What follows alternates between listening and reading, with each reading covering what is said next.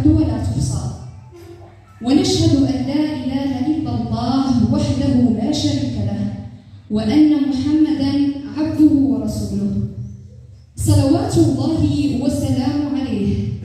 أما بعد، فإن خير الكلام كلام الله، وخير الهدي هدي رسوله الكريم.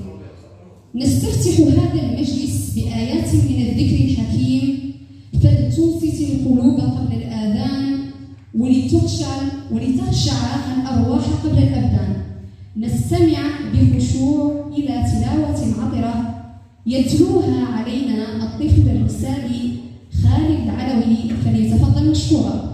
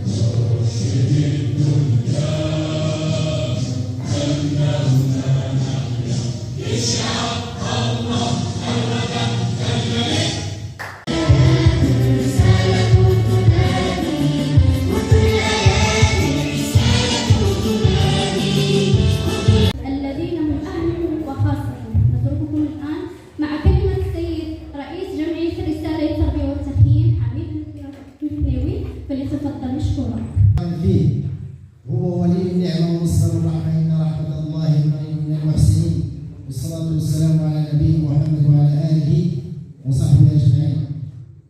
أولا نحمد الله تعالى على أن يسر لنا هذا النشاط وفي هذا الشهر المبارك، في هذه العشر الأواخر من هذا الشهر المبارك. نسأل الله سبحانه وتعالى أن تكون هذه الليلة هي ليلة القدر. لأن نحن الآن من الحضور الكريم نرحب بكم ونرحب بالأطفال ديالنا، أطفال جمعية الإنسان للتربية والتأهيل. ونرحب بالسادة الأمهات والآباء ديال الأطفال ديالنا اللي تعاونوا معنا وضعوا الثقة في جمعية الإنسان للتربية والتأهيل فرع العيون. نرحب كذلك بالحضور والضيوف الكرام السادة والسيدات، ونفتخر بهذه الناشئة ونفتخر بهؤلاء الأبناء. ودائما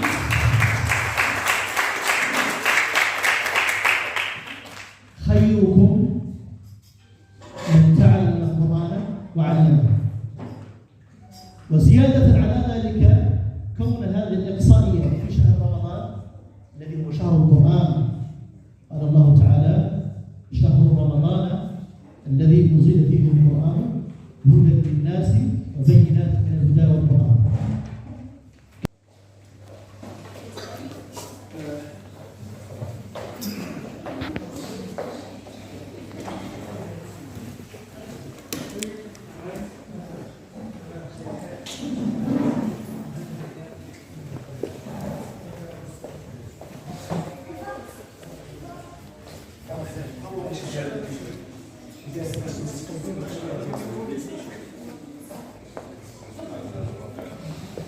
قبل البدء في خوض هذه الإحصائيات نرحب بفضيلة الشيخ مصطفى محمد.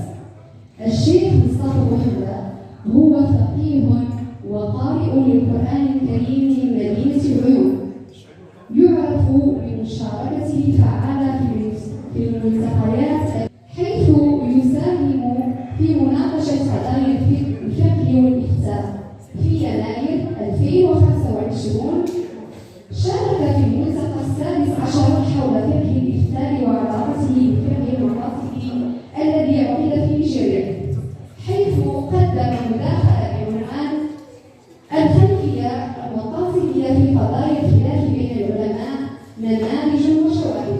بالإضافة إلى ذلك يعرف الشيخ مصطفى محبة بقراءة موسم إنزال القرآن الكريم وخاصة بصيغتها الثانية، حيث يعتبر من الشخصيات البارزة في مجاله، حيث يسعى من خلال مشاركته وتلاوته إلى نشر العلم الشرعي والتعزيز.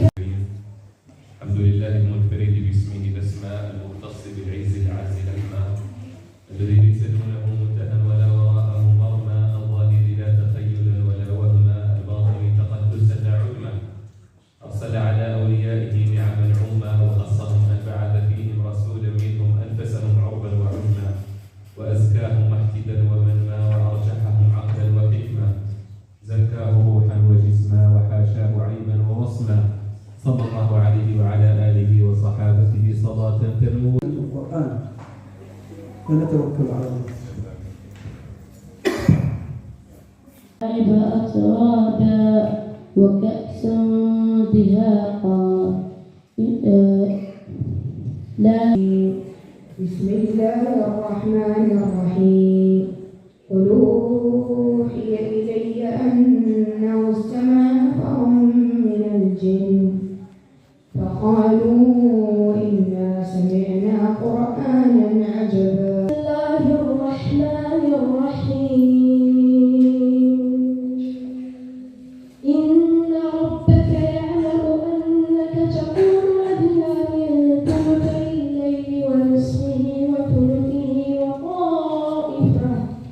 وطائفة من الذين معك والله يقدر الليل والنهار علم أن لن تحصوا فتاب عليكم فاقرؤوا ما تيسر من القرآن علم أن سيكون منكم مرضى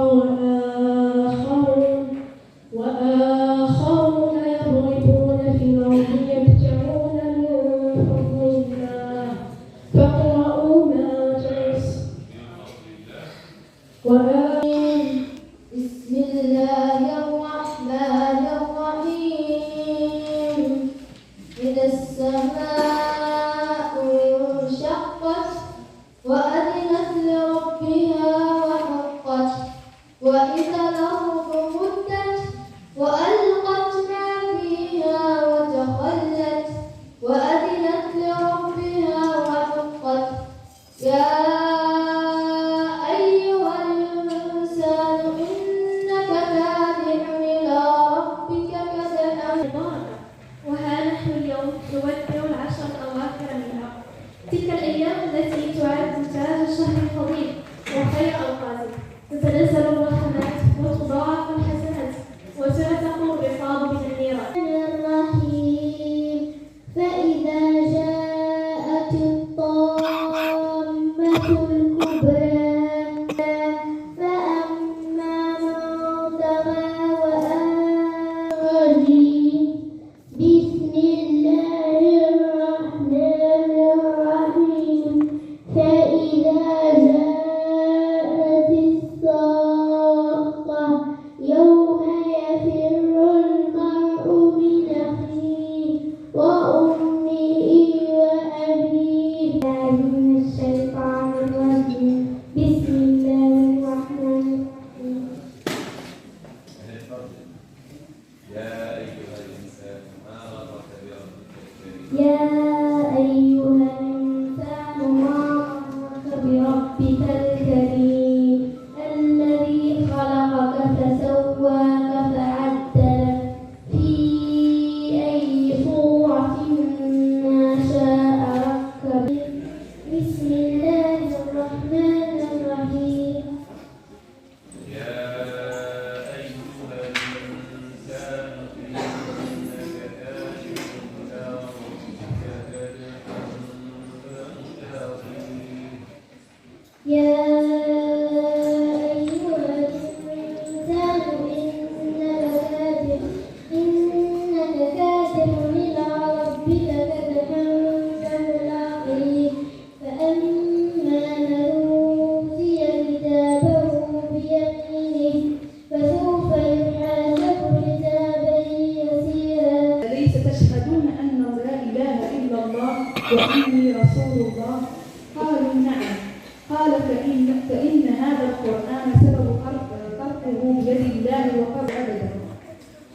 جابر قال خرج علينا رسول الله فينا أعرابي يقيمون يتعجلونه ولا يتأجلونه جاء فقال اوصيني فقال سأل إلا من ضريع لا يسمن ولا يغني من جوع وجوه يومئذ. بسم الله الرحمن الرحيم والعاديات ضبحا فالموريات قدحا فالمغيرات صبحا فأثرن به نقعا فوسطن به جمعا. إن الإنسان على المصطفى خير الصلاة والسلام وآله والشرفاء وأصحابه الغر الكرام. عندنا 3 مرات باش نعاودوا كاملين على النبي. قطب الجمال والكمال وبرج أدوار الجلال وعين مجموع المعان وأكرم الناس الكرام وأجل القوم الرجال وأعظم الصيد العظام.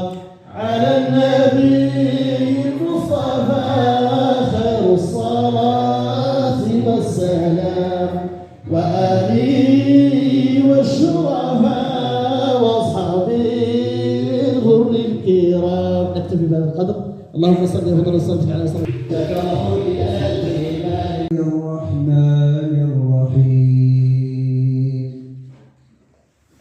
والعصر إن الإنسان لفي خسر إلا الذين آمنوا وعملوا الصالحات وتواصوا بالحق وتواصوا بالصبر. صدق الله العظيم. ومن أصدق من الله قيلا. لا إله إلا الله العظيم الحليم. لا إله إلا الله رب العرش الكريم. لا إله إلا الله مخلصين له الدين ولو كره الكافرون. نسأل الله تعالى في ختام هذه المسابقة وهذه جمعنا في هذا المكان اليوم. نسأل الله تعالى أن يجمعنا في مستقر رحمته. نسأل الله تعالى أن يجعل جمعكم وجمعنا جمعا مباركا مرحوما وتفرقنا منه تفرقا موفقا سالما ومن الشر معصوما وأن لا يجعل فينا ولا يخرج من بيننا شقيا ولا محروما. اللهم إنا عبيدك بنو عبيدك بنو إيمائك نواصينا بيدك ماض فينا حكمك عدل فينا قضاؤك. أسألك اللهم بكل اسم هو لك سميت به نفسك أو أنزلته في كتابك أو علمته أحدا من خلقك أو استأثرت به في علم الغيب عندك أن تجعل القرآن العظيم ربيع قلوبنا ونور صدورنا وشفاء أحزاننا وذهاب همومنا وغمومنا وسائقنا وقائدنا إلى رضوانك وجناتك جنات النعيم. اللهم اجعلنا من أهل القرآن الذين هم أهلك وخاصتك. اللهم اجعلنا من أهل القرآن الذين هم أهلك وخاصتك.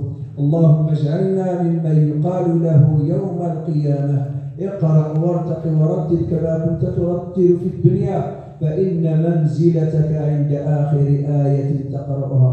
صلى الله تعالى أن يرزقنا وإياكم منازل الشهداء ومنازل الشهداء. الله تعالى أن يحفظ هذه الوجوه الذين الصبيان الصغار المريدة هذه اللي بدأوا أيامهم وبدأوا طفولتهم بحفظهم لكتاب الله تعالى والاتباع في والمسابقة في كتاب الله تعالى وفي ذلك فليتساءل في ذلك الله تعالى أن يحفظهم جميعا. نسأل الله تعالى أن يحفظهم لآبائهم. نسأل الله تعالى أن يجعلهم قرة أعين لآبائهم نسأل الله تعالى أن يحفظهم من رفقة السوء. نسأل الله تعالى أن يري الآباء في أبنائهم ما تقر به الأعين. نسأل الله تعالى أن يختم لنا ولهم بالحسنى التي ختم بها لأوليائه. الآباء نسأل الله تعالى أن يحفظهم في حلهم وترحالهم، أن يحفظهم سفرا وحضارا، أن يحفظهم في أبنائهم، أن يحفظهم في أعمالهم، أن يحفظهم في ذريتهم، أن يحفظهم فيما يحاولون ويناولون. هذه الجمعية المباركة المتوجة أو المتوجة باسم رسالة الحبيب المصطفى، الرسالة الهادفة، الرسالة هي التي بعث النبي صلى الله عليه وسلم. استعاروا هذا الاسم ليضفوا عليها اسم المشي على خطى الحبيب المصطفى صلى الله عليه وسلم. صلى الله تعالى أن يجزيهم خير ما جزى نبيا عن أمته، وأن يجزيهم في أعمالهم، لأنهم يقتصون من أوقاتهم. كل واحد منهم عنده الشغل ديالو، ولكن باش غادي يكونوا في خدمة هذا وليدات هذا، لذلك لا يعرف ذاك إلا من عايش هذا العمل. نسأل الله تعالى أن يجزيكم خير الجزاء، وأن يحفظكم في صحتكم وفي أولادكم، وأن يبارك في حركاتكم وسكناتكم. ولا ننسى الشاب اللي يتفوه من كثرة كذلك، نسأل الله تعالى أن يحفظك في حركاتك وسكناتك من هذا الفضاء النير وهذا الفضاء الذي يحضر هذه الوليدات. نسأل الله تعالى وفي شخص رئيسهم وفي شخص الناس المعاونين معه، نسأل الله تعالى أن يوفقهم في عملهم. وكذلك لا ننسى أننا لازلنا في رمضان، ماشي ليلة 27 مرة أو كذا، لا زلنا في ليلة في رمضان. نسأل الله تعالى أن يختم لنا ولكم بالحسنى. نسأل الله تعالى أن يختم لنا ولكم شهر رمضان برضوانك. اللهم اختم لنا رمضان برضوانك، وأعذنا من عقوبتك ونيرانك، واجعلنا يا ربنا ممن وفقوا لقيام رمضان وصيامه، وممن وفقوا لصيام وقيام العشر الأواخر، وممن وفقوا لإدراك ليلة القدر فصاموها وقاموها إيمانا واحتسابا. وأن يختم لنا شهر رمضان بالعتق من النار وبالقرب من منازل الأبرار. سبحان ربك رب العزة عما يصفون، وسلام على المرسلين، والحمد لله رب العالمين.